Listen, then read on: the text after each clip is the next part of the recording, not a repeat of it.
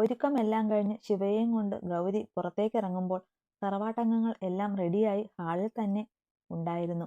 ഭാര്യയുടെയും സാവിത്രി അമ്മയുടെയും സുജിയുടെയും മുഖം ഒഴിച്ചാൽ ബാക്കിയൊക്കെ ദേഷ്യം കലർന്ന മങ്ങലാണ്. എന്നാൽ ശിവയുടെ കണ്ണുകൾ ചെന്നു പതിഞ്ഞത് തന്നെ ഇമച്ചിമാൻ പോലും മറന്നു നിൽക്കുന്ന ധ്രുവിലാണ്. ഒരു വേള അവളുടെ കണ്ണുകൾ നിറഞ്ഞു വന്നു. അതോടൊപ്പം അവൾ മെല്ലെ അവന്റെ അരികിലേക്ക് നടന്നു. ശിവ അവന് മുന്നിലായി വന്നു നിൽക്കുമ്പോൾ ധ്രുവ് തന്റെ ഉള്ളിലെ വേദന മറന്ന് അവളെ നോക്കി മൃദുവായി ഒന്ന് പുഞ്ചിരിച്ചു. അത് പറയുന്നതിന്റെ ഒപ്പം തന്റെ കയ്യിൽ കരുതിയിരുന്ന ചെറിയൊരു ബോക്സ് അവൻ അവൾക്ക് നേരെ നീട്ടുമ്പോൾ ശിവ സംശയത്തോടെ അവനെ നോക്കി. എന്റെ ഒരു വിവാഹ സമ്മാനമാണ്, എന്റെ മാത്രം ശിവപ്പെണ്ണിന്. തന്റെ ഉള്ളിലെ ഇടർച്ച വാക്കുകളിൽ പ്രതിധ്വനിക്കാതിരിക്കാൻ ശ്രമിച്ചു അവൻ പറയുമ്പോൾ ശിവ മെല്ലെ അത് വാങ്ങി അവനെ ഒന്ന് നോക്കിയ ശേഷം ആ ബോക്സ് തുറന്നു നോക്കി. അത്യാവശ്യം നീളവും വീതിയുമുള്ളൊരു ചെയിനായിരുന്നു അത്. അതിന്റെ കൂടെ ഒരു ലോക്കറ്റും. എന്നെങ്കിലും നീ എന്റേതാകുമ്പോൾ നിന്റെ കഴുത്തിൽ അണിയിക്കാൻ ഞാൻ വാങ്ങി കരുതിയതാണ് ശിവ. പക്ഷേ നമുക്കിടയിൽ അങ്ങനെയൊരു മുഹൂർത്തം ഇനി അന്യമാണ്. നോവുന്ന അവന്റെ ഹൃദയം മെല്ലെ ഉരുടുമ്പോൾ ശിവ കണ്ണീരോടെ അവനെ മുറുകെ പുണർന്നു. ആദ്യമൊന്ന് ഞെട്ടിയെങ്കിലും ധ്രുവ് മെല്ലെ അവളെ ചേർത്ത് പിടിച്ചു പുഞ്ചിരിച്ചു. വാത്സല്യത്തിൽ കലർന്ന പുഞ്ചിരി. എന്നാൽ നിമിഷ നേരം കൊണ്ടായിരുന്നു ആരോ ശിവയെ അതിശക്തമായി അവനിൽ നിന്ന് വലിച്ചു മാറ്റിയത്. ഞെട്ടലോടെ തിരിഞ്ഞു നോക്കിയ ഇരുവരിലും മുന്നിൽ കോപം മൂണ്ടു നിൽക്കുന്ന ത്രിലോകിനെ കണ്ട് നേരിയ ഞെട്ടൽ ഉളവായി. കണ്ണിൽ നിറച്ച അഗ്നിയോടെ രൂക്ഷമായ ധ്രുവിനെ ഒന്ന് നോക്കിക്കൊണ്ട് ത്രിലോക് ശിവയുടെ കൈയും വലിച്ചു പുറത്തേക്ക് ഇറങ്ങുമ്പോൾ അത് കണ്ടു നിന്ന അശോക് മൗനമായി പുഞ്ചിരിച്ചു. 6 മണിയോട് അടുപ്പിച്ചു തന്നെ പാർട്ടി ആരംഭിച്ചു. അധികം ആളുകളൊന്നുമില്ലെങ്കിലും അത്യാവശ്യം ബന്ധുക്കളും അയൽവാസികളും ഒക്കെ ഉണ്ടായിരുന്നു താനും.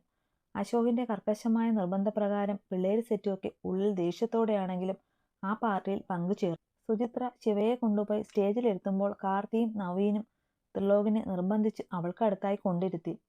അവർക്ക് മുന്നിലായി കുറച്ചധികം സീഡ്സും ഒരു തളിക പാത്രത്തിൽ കുറച്ച് കുഴച്ച മഞ്ഞളും വെച്ചിട്ടുണ്ടായിരുന്നു. മഞ്ഞയും ഓറഞ്ചും ജമന്തി ഉരുളികൾ വെള്ളത്തിൽ ഓളം തട്ടി ഒഴുകുന്നുണ്ട്. ആദ്യം സെറ്റ് ചെയ്തിരുന്ന ബോക്സിൽ പാട്ടുകൂടെ ഇട്ടപ്പോൾ ആകെ കളർഫുള്ളായി. ചുറ്റും മിന്നിത്തിളങ്ങുന്ന പലതരം വർണ്ണശബളങ്ങൾ അന്തരീക്ഷത്തിൽ മധുരം പകരുമ്പോൾ അവിടെ ഉണ്ടായിരുന്ന കേവലം ചില മനുഷ്യ മനസ്സുകൾ മാത്രം അതീവ ഭയത്തിന് ഇരകളായിരുന്നു. ഇഴഞ്ഞു നീങ്ങുന്ന ഓരോ മിനിറ്റുകളിലും അവരുടെ അവസാന ആയുസ്സിലേക്ക് ഉള്ള ഏറ്റക്കുറച്ചിലുകളായി തോന്നി. മുറ്റത്തെ സ്റ്റേജിന് കീഴിലായി ഇട്ടിരിക്കുന്ന കസേരകളിലായി എല്ലാവരും സ്ഥാനം പിടിച്ചു. ചുറ്റും ഒഴുകിപ്പരക്കുന്ന മധുരഗാനത്തിനൊപ്പം നവവധൂവരന്മാരെ അനുകരിക്കാൻ പുഞ്ചിരി കൂടെ ഉണ്ടായിരുന്നു മിക്കവരിലും. സ്റ്റേജിൽ എല്ലാവരുടെയും നോട്ടത്തിനിരയായി നിൽക്കുമ്പോൾ എന്തെന്നില്ലാത്ത ദേഷ്യം ഉടലെടുക്കുന്നുണ്ടായിരുന്നു ത്രിലോകിൽ. ഷർട്ടിന്റെ കൈ മുകളിലേക്ക് തെരുത്ത് കയറ്റി വെച്ചുകൊണ്ട് അവൻ മുഖം ചരിച്ച് ശിവയെ നോക്കി. വിവാഹവേഷത്തിൽ അണിഞ്ഞൊരുങ്ങിയിരിക്കുകയാണ് അവൾ. അവൻ നേരിയ അസ്വസ്ഥതയോടെ അവളിൽ നിന്ന് മുഖം തിരിച്ചു. സുജി, കുട്ടികൾക്ക് മധുരം കൊടുക്ക്. സാവിത്രി അമ്മയുടെ നിർദ്ദേശം വരുമ്പോൾ സുചിത്രയും അശോകും ഒന്നിച്ചെഴുന്നേറ്റ് അവർക്ക് അരികിലേക്ക് പോയി. ആദ്യം സുജി രണ്ടാൾക്കും മധുരം കൊടുത്ത് മഞ്ഞൾ അണിയിച്ചു. ശേഷം അശോകന്റെ ഊഴമായിരുന്നു. അയാൾ തന്റെ മകന് മധുരം കൊടുത്ത് മഞ്ഞൾ അണിയിച്ചുകൊണ്ട് അയാൾ ശിവയുടെ അരികിലേക്ക് നീങ്ങി. ആ മുഖത്തേക്ക് നോക്കി പുഞ്ചിരിക്കുമ്പോൾ അശോകിന്റെ കണ്ണുകൾ തിളങ്ങുന്നുണ്ടായിരുന്നു. അല്പം മധുരമെടുത്ത് അയാൾ ശിവയുടെ ചുണ്ടോട് മുട്ടിച്ചു. എന്റെ ശിവമോൾക്ക് സന്തോഷമായല്ലോ അല്ലേ? അശോക് അവളെ നോക്കി പല അർത്ഥങ്ങളാൽ ചോദിക്കുമ്പോൾ ശിവയുടെ കണ്ണുകൾ അയാളിൽ തന്നെ തറഞ്ഞു നിന്നു. അശോക് അവളെ നോക്കി ചിരിച്ചുകൊണ്ട് മഞ്ഞൾ കൂടെ അവളുടെ ഇരു കവിളിലും അണിയിച്ച ശേഷം സുചിത്രയെ നോക്കി. അത് കണ്ട് അവർ വേഗം തന്റെ കയ്യിലിരുന്ന 2 ബോക്സ് അയാൾക്ക് നേരെ കൊടുത്തു. അയാൾ അത് വാങ്ങി ഒന്ന് ശിവയ്ക്ക് നേരെ നീട്ടുമ്പോൾ വിറയാർന്ന കൈകളോടെ അവൾ മെല്ലെ അത് വാങ്ങി. ശേഷം മറ്റൊന്ന് അയാൾ ത്രിലോകിനും കൊടുത്തു. ഒട്ടും താല്പര്യമില്ലാതെ അവനും അത് വാങ്ങി. ഓരോരുത്തരുടെ ഊഴമനുസരിച്ച് നാളത്തെ നവദമ്പതിമാർക്ക് എല്ലാവരും മഞ്ഞൾ അണിയിച്ച് മധുരം കൊടുത്തു. സേതുവിനും നിതയ്ക്കും ഇതിനോടൊന്നും ഒട്ടും താല്പര്യമില്ലായിരുന്നു. എങ്കിലും നാട്ടുകാരുടെ വാമൂടി കെട്ടാൻ എന്നോണം പേരിന് അവരും ആ ചടങ്ങ് ചെയ്തെന്ന് വരുത്തി. ഗൗരി മാത്രം എല്ലാത്തിൽ നിന്നും മാറി നിന്നു. കണ്ണുകൾ തന്നെ ചതിക്കുന്നു എന്ന് തോന്നിയതും അവൾ മെല്ലെ അവിടെ നിന്നും മാറി. അത് മറ്റാരും കണ്ടില്ല എങ്കിലും ത്രിലോകിന്റെ കണ്ണുകൾ അവളെ പിന്തുടരുന്നുണ്ടായിരുന്നു. സുഹാസിനിയും ധ്രുവും നിറഞ്ഞ കണ്ണുകളോടെ ശിവയ്ക്ക് മധുരം കൊടുത്ത് അനുഗ്രഹിച്ചു. ത്രിലോകിനെ അറിയാവുന്നതുകൊണ്ട് തന്നെ അവർ അവന്റെ അടുത്തേക്ക് പോയില്ല. അവൻ അതൊക്കെ ഒരു പുച്ഛത്തോടെ നേരിടുകയും ചെയ്തു. നന്ദു, ഇനി മോൾക്ക് നീ മധുരം വെച്ചു കൊടുക്ക്. സുജി അവർക്ക് അടുത്തേക്ക് വന്ന് പറയുമ്പോൾ ത്രിലോക് അസ്വസ്ഥതയോടെ അവരെ നോക്കി. ശേഷം ശിവയെയും. നിർവികാരത്തോടെ തന്നിൽ മിഴികൾ ഉറപ്പിച്ചിരിക്കുന്നവളെ കണ്ട് അവന്റെ നെഞ്ചിടിക്കുന്നുണ്ടായി. അവനൊന്ന് നിശ്വസിച്ചുകൊണ്ട് ഒരു പീസ് സ്വീറ്റ് എടുത്ത് അവളിലേക്ക് നീട്ടി. നിറകണ്ണുകളോടെ നേരിയ പുഞ്ചിരിയോടെ അവൾ അത് വാങ്ങി കഴിക്കുമ്പോൾ ഒരു നിമിഷം ത്രിലോക് മുഖം ചരിച്ച് സ്റ്റേജിന് താഴെ നിൽക്കുന്ന ധ്രുവിനെ ഒന്ന് നോക്കി. അവന്റെ കണ്ണുകളും തന്നിലാണെന്ന് കാണവേ ത്രിലോക് വേഗം ഒന്ന് ചിരിച്ചു. പല അർത്ഥങ്ങൾ ഉള്ള പുഞ്ചിരി. ശിവയ്ക്ക് അരികിൽ നിന്ന് അവൻ എഴുന്നേൽക്കുമ്പോൾ ശിവയും മെല്ലെ ഇരുന്നിടത്തു നിന്ന് എഴുന്നേറ്റു. ത്രിലോക് അല്പം മഞ്ഞളെടുത്ത് ശിവയുടെ വലത് കവിളിലായി അണിയിക്കുമ്പോൾ ശിവ ഒരു തരിപ്പോടെ അവനെ നോക്കി. ത്രിലോക് അവളുടെ കണ്ണുകളിൽ തന്നെ നോട്ടമുറപ്പിച്ചുകൊണ്ട് മറു കവിളും മഞ്ഞൾ അണിയിച്ചു. ശേഷം അവന്റെ ഇരു കൈകളും അവളുടെ ഷോൾഡറിൽ അമരുമ്പോൾ ശിവ അവനെ ഒരു ഞെട്ടലോടെ നോക്കി. പ്രാണൻ കൊടുത്ത് സ്നേഹിച്ചവൾ മറ്റൊരുവന്റെ സ്വന്തമാകുന്നത് കാണുമ്പോൾ ഉള്ള വേദന നിന്റെ മറ്റവനും അറിയണ ശിവ. ഒരിക്കൽ നീയൊക്കെ എന്നോട് കാണിച്ചതിന്റെ പകരമായി കണ്ടാൽ മതി ഇത്. അവളിലേക്ക് മുഖമടുപ്പിച്ച് പുച്ഛത്തോടൊപ്പം വല്ലാത്തൊരു തീക്ഷ്ണഭാവത്തിൽ ത്രിലോക് അത് പറയുമ്പോൾ അവന്റെ വാക്കുകളിൽ തറഞ്ഞു നിന്നു ശിവ. അവളിലെ ആ ഭാവം ആസ്വദിച്ചുകൊണ്ട് തന്നെ ത്രിലോക് അവളുടെ ഇടുപ്പിലൂടെ കൈചുറ്റി അവളെ അവനിലേക്ക് വലിച്ചു ചേർത്തു. ശിവ ഞെട്ടലോടെ അവന്റെ ശരീരത്തിലേക്ക് അമർന്നുപോയി. എല്ലാവരുടെയും കണ്ണുകൾ വല്ലാത്തൊരു വികസിപ്പോടെ അവരിലാണെന്ന് ത്രിലോക് നോക്കിയത് ധ്രുവിനെയാണ്. ആ കണ്ണുകളിൽ രൂപപ്പെടുന്ന നീർത്തിളക്കം അവനിലൊരു ആനന്ദം നിറയിക്കുമ്പോൾ ശിവയിൽ അവന്റെ കൈകൾ അമർന്നു മുറുകി. നിമിഷ നേരം കൊണ്ട് അവളിലേക്ക് മുഖമടുപ്പിച്ച് ആ നെറുകയിൽ അമർത്തി ചുംബിച്ചു ത്രിലോക്. ശിവ തന്റെ കണ്ണുകളെ അമർത്തി അടച്ചു കളഞ്ഞു. ധ്രുവ് അതിവേഗത്തിൽ അവരിൽ നിന്ന് മുഖം തിരിക്കുമ്പോൾ ഗൗരി ചുവരിലേക്ക് ചാരി നിന്ന് തന്റെ കണ്ണുനീർ പുറത്തേക്ക് ഒഴുക്കിവിട്ടു. സാഹചര്യത്തിന് ഇണങ്ങിയ മനോഹരമായ വരികൾ കൂടെ ആ രംഗത്തിന് സാക്ഷ്യം വഹിക്കുമ്പോൾ പ്രകൃതി പോലും ആ വേദനകൾ ഏറ്റുവാങ്ങും പോലെ ആഞ്ഞു വീശിയ കാറ്റിനൊപ്പം മഴയായി തകർത്തു പെയ്തു. പുറത്തെ അതിശക്തമായ മഴയേക്കാൾ തീവ്രതയോടെ ആ 3 ജോഡി കണ്ണുകളും നിർത്താതെ പെയ്യുന്നുണ്ടായിരുന്നു. പെട്ടെന്ന് പെയ്ത മഴ കാരണം പലരും പല വഴിക്ക് പിരിയുമ്പോൾ ശിവയും ത്രിലോകും മാത്രമായി അവിടെ. എല്ലാവരുടെയും ശ്രദ്ധ തങ്ങളിൽ നിന്ന് മാറി എന്ന് മനസ്സിലാക്കിയ നിമിഷം തന്നെ ത്രിലോക് അവളിൽ നിന്ന് ഒരടി പിന്നിലേക്ക് അകന്നു. അത്രയും നേരം അടഞ്ഞിരുന്ന അവളുടെ മിഴികൾ മെല്ലെ തുറക്കപ്പെട്ടു. എന്റെ വിവാഹ സമ്മാനമായോ എന്നിലെ പ്രണയത്തിന്റെ അടയാളമായോ നീ ഇതിനെ കാണേണ്ട ശിവ. എന്റെ വാശിയിൽ രൂപപ്പെട്ട ചെറിയൊരു പ്രതികാരം, അതിൽ പരം ഒന്നുമല്ല അതിൽ. അവളുടെ നിറഞ്ഞു തുളുമ്പാറായ മിഴികളിലേക്ക് നോക്കി അത്രയേറെ ഉറപ്പോടെ അവൻ പറയുമ്പോൾ നീർമുത്തുകൾ അവളുടെ കവിളിലൂടെ ചിന്നിച്ചിതറി. അവളിൽ നിന്ന് കണ്ണുകൾ മാറ്റാതെ അവൻ പിന്നിലേക്ക് ചുവടുകൾ വയ്ക്കുമ്പോൾ തന്നിൽ നിന്ന് എന്നേക്കുമായി അവൻ അകന്നു പോകുന്നതായി തോന്നി അവൾക്ക്. എങ്കിലും ശരീരം മരവിച്ചതുപോലെ അതേ നിൽപ്പ് തുടർന്നു ശിവ. പുറത്തു പെയ്യുന്ന മഴയെ വകവയ്ക്കാതെ അവൻ അവയിലേക്ക് ഇറങ്ങുമ്പോൾ കണ്ണുകൾ തേടിയത് ഗൗരിയായിരുന്നു. ഒടുവിൽ അവൻ കണ്ടു പിൻവശത്തേക്കുള്ള വഴിയിൽ നിൽക്കുന്നവളെ. പെയ്യുന്ന മഴയെപ്പോലും അറിയാതെ ഏതോ ലോകത്തെന്ന പോലെ നിൽക്കുന്നവളെ കണ്ട് ത്രിലോക് വേഗത്തിൽ അവൾക്കരികിലേക്ക് നടന്നു. ഗൗരി!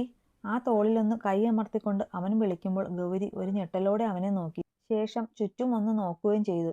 അയ്യോ, മഴ പെയ്യുന്നത് കാണില്ലേ നന്ദേട്ടാ? എന്തിനാ ഇങ്ങനെ നനയണേ? വന്നേ, അകത്തേക്ക് പോകാം. അവന് മുഖം കൊടുക്കാതെ അവൾ വെപ്രാളപ്പെട്ട് തിരിഞ്ഞു നടക്കുമ്പോൾ തന്നെ ത്രിലോകിന്റെ പിടി അവളിലായി വീണിരുന്നു. ഗൗരി ഒരു വിറയലോടെ അവനെ തിരിഞ്ഞു നോക്കി. ഗൗരി നീ വേണ്ട, ഒന്നും പറയണ്ട. ഈ മനസ്സ് എനിക്കറിയാം. എന്നെ മനസ്സിലാക്കിയിട്ടില്ല എങ്കിലും ഞാൻ മനസ്സിലാക്കാതെ ഇരുന്നിട്ടില്ല. എന്റെ ശിവ നല്ല കുട്ടിയാ. നന്ദേട്ടന് നന്നായി ചേരും. ഇടർച്ചയോടെ ചുണ്ടുകൾ മെല്ലെ അവൾ കൂട്ടിപ്പിടിച്ചു. ത്രിലോകിന്റെ കണ്ണുകൾ അവളിൽ തന്നെ ഉറഞ്ഞു നിന്നു. പഴയതെല്ലാം മറന്നു കാണുമോ എന്നറിയില്ല എങ്കിലും എല്ലാം മറക്കണം. ഒന്നും ഇനി ഓർക്കരുത്. അവളെ ഒറ്റയ്ക്കാക്കരുത്. അത് നാളത്തെ ഒരു ദിവസം മാത്രമല്ല, ജീവിതാവസാനം വരെ. അത്രമാത്രം പറഞ്ഞുകൊണ്ട് അവൾ അവന്റെ കൈ ബലമായി മാറ്റിക്കൊണ്ട് വേഗത്തിൽ അവിടെ നിന്നു പോയി. അവൾക്ക് പുറകെ പോകാനോ അവളിലേക്ക് അടുക്കാനോ കൂട്ടാക്കാതെ എങ്ങോട്ടെന്നറിയാതെ നടന്നു ത്രിലോക്. രാത്രി റൂമിലേക്ക് എത്തുമ്പോൾ ശിവ തീർത്തും മറ്റൊരു ലോകത്തായിരുന്നു. ചുവരിലെ ക്ലോക്കിലേക്ക് ഒന്ന് നോക്കി അവൾ. സമയം രാത്രി 10-നോടടുത്തിട്ടുണ്ട്. ജനിച്ചതിൽ പിന്നെ ആദ്യമായാണ് എല്ലാവരോടുമൊപ്പം ഇരുന്ന് ഭക്ഷണം കഴിച്ചത്. അതും തന്റെ അവസാന ദിവസം. മെല്ലെ ഒന്ന് പുഞ്ചിരിച്ചു അവൾ. ഷെൽഫിന്റെ അടുത്തേക്ക് നടന്ന് അവൾ അത് തുറന്ന് ഹാങ്ങറിലിട്ടിരുന്ന ത്രിലോകിന്റെ ഒരു ഷർട്ട് എടുത്ത് കയ്യിൽ പിടിച്ചു. മെല്ലെ അത് തന്റെ നാസികയിലേക്ക് അടുപ്പിക്കുമ്പോൾ അതിൽ നിന്ന് വമിച്ച അവന്റെ ഗന്ധം അവളുടെ ഉള്ളിൽ അതിപ്രഹരമായി തീർത്തു.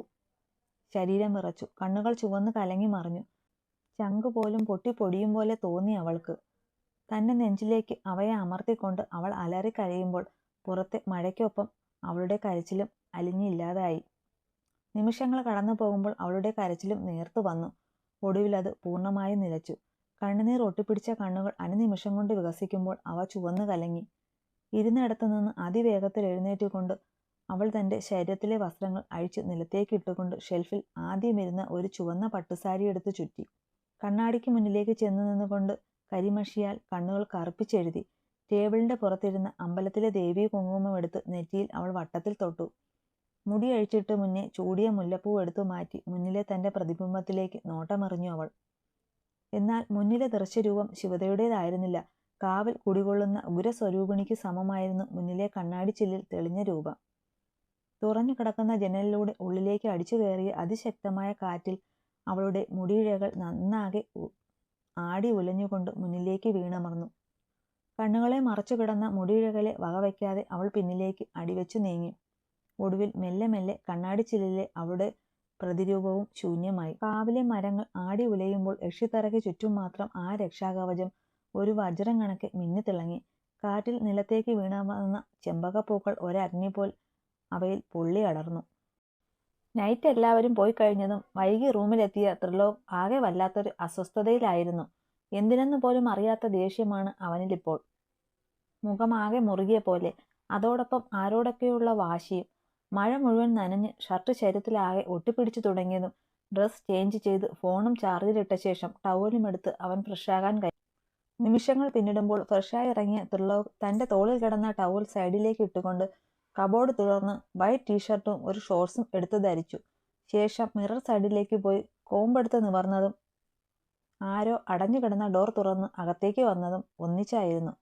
ഒരു വേള മിററിലൂടെ പുറകിലേക്ക് നോക്കിയ ത്രിലോക് കണ്ടത് പിന്നിൽ നിൽക്കുന്ന ശിവയെയാണ്.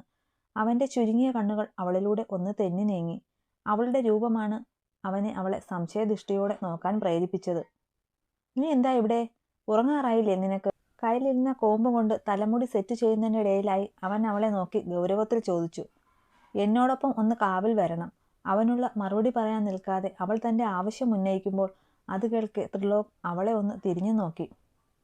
"Are you crazy? മോൾക്കിന്ന് ഉറങ്ങാൻ പരിപാടിയൊന്നും ഇല്ലെങ്കിൽ ഈ റൂമിൽ നിന്ന് പുറത്തേക്കിറങ്ങി എന്ത് വേണോ ആയിക്കോ. പക്ഷേ എന്നെ അതിന് പ്രതീക്ഷിക്കേണ്ട. പിന്നെ കാവിലെ ഭഗവതി ഇവിടെ ഉള്ളപ്പോൾ അത്രയിടം വരെ പോയി ബുദ്ധിമുട്ടേണ്ട കാര്യമുണ്ടെന്ന് എനിക്ക് തോന്നുന്നില്ല യക്ഷിയമ്മയുടെ പുത്രേ." വാക്കുകളിൽ പരിഹാസം നിറച്ച് അവൻ അവളെ കളിയാക്കുമ്പോൾ ശിവ അവനെ തന്നെ നോക്കി നിന്നു. ത്രിലോകിന് എന്തോ അവളുടെ ആ ഭാവവും വേഷവും കണ്ട് ഉള്ളിൽ പല സംശയങ്ങളും രൂപപ്പെട്ടു. എങ്കിലും അവൻ അതൊന്നും പുറമേ കാണിക്കാൻ കൂട്ടാക്കിയില്ല. "ലുക്ക് ശിവ, നിന്ന് അഭ്യാസം കാണിക്കാതെ പോയി കിടന്ന് ഉറങ്ങാൻ നോക്ക്. എനിക്ക് നിന്നോടൊപ്പം ഒരിടത്തേക്കും വരാൻ താല്പര്യമില്ല ഈ രാത്രി. അതും മഴയത്ത് ഇറങ്ങി നടക്കാൻ എൻ്റെ തലയ്ക്കുള്ളിൽ ഓളമൊന്നുമില്ല മനുഷ്യനെ മെനക്കെടുത്താനായിട്ട്." അവൻ ദേഷ്യത്തിൽ പറഞ്ഞുകൊണ്ട് തിരിഞ്ഞതും "ഞാൻ വരുമോ എന്നല്ല ചോദിച്ചത്, വരാനാണ് പറഞ്ഞത്." ഉടനടി അവന്റെ ശബ്ദത്തിന് മേൽ അവളുടെ ശബ്ദം ഒന്നുയർന്നു. "Do you command me? Very funny." അവളെ മിററിലൂടെ നോക്കി പുച്ഛിച്ചുകൊണ്ട് ത്രിലോക് ചുണ്ടുകൂട്ടിയതും ശിവ അവന്റെ കൈയും പിടിച്ച് വലിച്ചു മുന്നോട്ട് നടന്നിരുന്നു. "ഡി, നീ എന്തായി കാണിക്കുന്നത്?" അവൻ കലിയോടെ അവളുടെ കൈ തട്ടി എറിയാൻ നോക്കിയെങ്കിലും അത്രമേൽ ആഴത്തിലുള്ള പിടുത്തമായിരുന്നു അവളുടേത്. ഒരു വേള അവനു പോലും എതിർക്കാൻ കഴിഞ്ഞില്ല. അരമണിക്കൂറിന് ശേഷം ശിവയും ത്രിലോകും മടങ്ങി വരുമ്പോൾ തറവാട്ടിൽ എല്ലാവരും കിടന്നിരുന്നു. ചാരിക്കിടന്ന വാതിൽ തുറന്ന് അകത്തേക്ക് കയറും മുന്നേ അവനൊന്ന് തിരിഞ്ഞു നോക്കി. തനിക്ക് പിന്നിലായി ഉണ്ടവൾ. എന്താണ് ആ മനസ്സിലെന്ന് അറിയില്ല. മുഖത്ത് ഇന്നേ വരെ കണ്ടിട്ടില്ലാത്ത ഒരുതരം ഭാവമാണ്. അവൻ പിന്നെ ഒന്നും ചോദിക്കാനും പറയാനും നിൽക്കാതെ വേഗത്തിൽ മുകളിലേക്ക് കയറിപ്പോകുമ്പോൾ ഉള്ളിൽ മുഴുവൻ നിറഞ്ഞു നിന്നത് കാവിൽ വെച്ചുണ്ടായ കാര്യങ്ങൾ. ത്രിലോക് മുകളിലേക്ക് കയറിപ്പോയിട്ടും ശിവ ഹാളിലെ സോഫയിൽ തന്നെ ഒരേ ഇരിപ്പായിരുന്നു. ഹാളിലെ ചുവരിലെ വലിയ ഘടികാരത്തിൽ നിന്ന് 12 മണിക്കുള്ള അലാറം അടിച്ചതും ഒരു നിശ്വാസത്തോടെ അവൾ മെല്ലെ എഴുന്നേറ്റു. ഭാര്യരുടെയും സാവിത്രിയമ്മയുടെയും റൂമിന് മുന്നിൽ വന്ന് നിൽക്കുമ്പോൾ അവരെ ഒരു നോക്ക് കാണുവാൻ അവളുടെ ഉള്ളം തുടിച്ചു. അടഞ്ഞുകിടന്ന വാതിൽ തുറന്ന് അവൾ അകത്തേക്ക് കയറി. നിമിഷങ്ങളോളം അവർ ശാന്തമായി ഉറങ്ങുന്ന ആ ഇരുമുഖങ്ങളിലേക്കും നോക്കി നിന്നു. ഉള്ളിലെ നോവാൽ കണ്ണുകൾ നിറഞ്ഞു വരുമ്പോൾ അവരുടെ മുഖങ്ങൾ അവൾ തന്റെ മനസ്സിൽ നിറച്ചു. ജനിപ്പിച്ച അച്ഛനും അമ്മയും നിഷ്കരണം തള്ളിക്കളഞ്ഞപ്പോൾ തന്നെ ചേർത്തു പിടിച്ച 2 പുണ്യ മനസ്സുകളുടെ ഉടമകളാണെന്ന് അവൾ പുഞ്ചിരിയോടെ ഓർത്തു. ആ കാലുകളിൽ തൊട്ട് അനുഗ്രഹം വാങ്ങണമെന്നുണ്ട്. എങ്കിലും പിന്നെ അവൾ അത് വേണ്ടാന്ന് വെച്ചു. "പൊറുക്കണം, നിങ്ങളെ മറന്ന് പ്രവർത്തിക്കുന്നതല്ല ഞാൻ. ഇതല്ലാതെ ആ മനുഷ്യനെ രക്ഷിക്കാൻ എൻ്റെ മുന്നിൽ മറ്റൊരു വഴിയുമില്ല." ഉള്ളിൽ അത്രമാത്രം പറഞ്ഞുകൊണ്ട് അവൾ നിറകണ്ണുകളോടെ മെല്ലെ തിരിഞ്ഞു നടന്നു. ആ റൂമിൽ നിന്ന് ഇറങ്ങിയ ശിവ തന്റെ റൂമിലേക്ക് ഒരിക്കൽ കൂടെ പോയ ശേഷമാണ് പുറത്തേക്ക് വന്നത്. മെയിൻ വാതിലും കടന്ന് അവൾ പുറത്തേക്കിറങ്ങി. കണ്ണുകളിലെ അവസാന കണ്ണുനീർ തുള്ളികളെയും പുറത്തേക്ക് ഒഴുക്കി വിട്ടുകൊണ്ട് അവൾ മുറ്റത്തേക്ക് ഇറങ്ങി തന്റെ ലക്ഷ്യസ്ഥാനത്തേക്ക് നടന്നു. അതും വല്ലാത്തൊരു ഭാവത്തിൽ.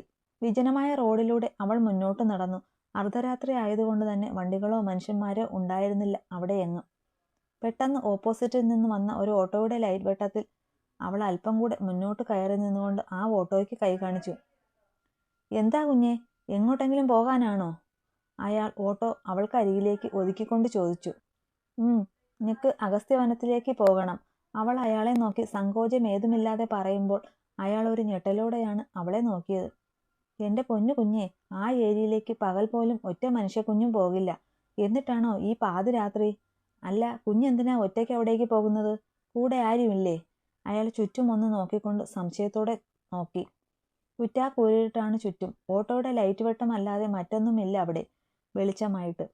മഴ പെയ്ത് തോർന്നു എങ്കിലും നല്ല കാറ്റുണ്ട്. പാതിരാത്രി, അതും ഒരു പെണ്ണിനെ മാത്രം ആ നടുറോഡിൽ കണ്ട അയാളിൽ പോലും ഉണ്ടായിരുന്നു ഭയം. എന്നാൽ ശിവയിൽ മാത്രം യാതൊരു ഭയത്തിന്റെ കണികയും ഉണ്ടായിരുന്നില്ല.